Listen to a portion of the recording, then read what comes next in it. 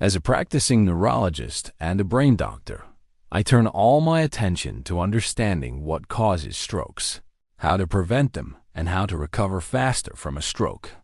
Today, I'm going to tell you about one of the most dangerous fruits that can cause a stroke.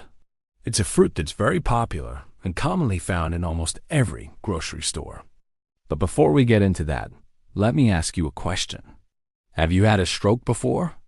How would you recognize the signs and symptoms of a stroke? Let me know in the comments.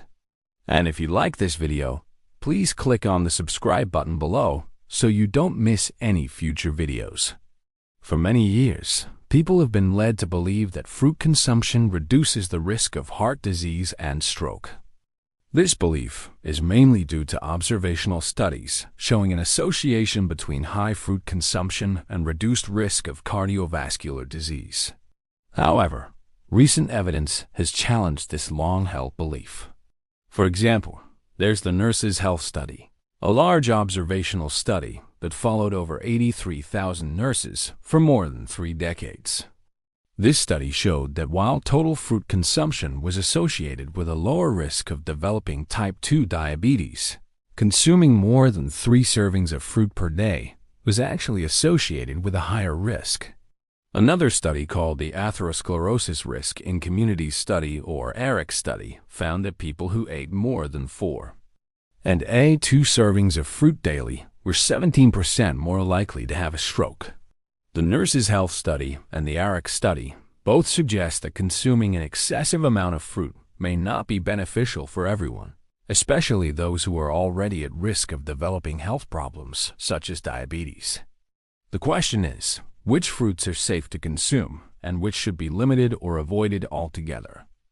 Let's start with the latter. The first on our list is the very popular mango. Mangoes contain a natural sugar called sorbitol. Sorbitol is often used as a sugar substitute in many diet foods, including sugarless gum. The problem with sorbitol is that it is poorly absorbed in the small intestine, and it pulls water into the colon, causing bloating, abdominal discomfort, and even diarrhea. Consuming too much sorbitol has also been linked to an increased risk of stroke.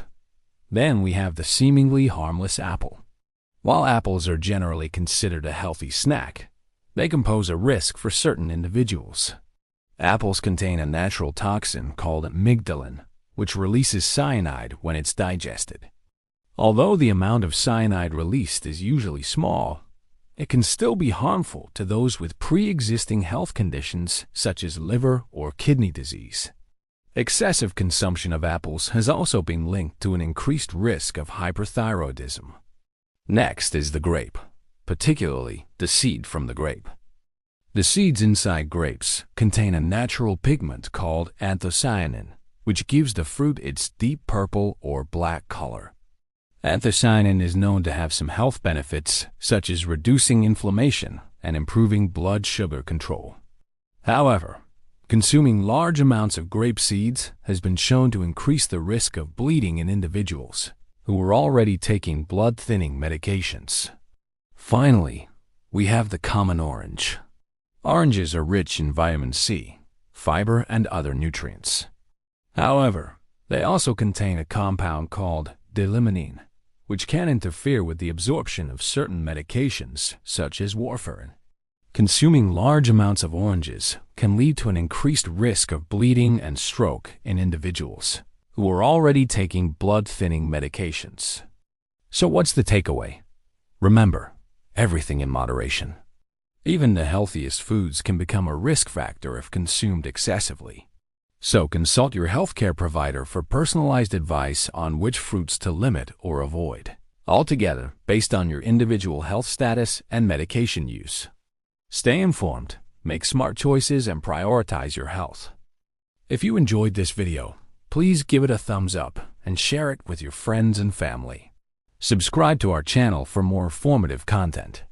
And as always, stay curious, stay healthy.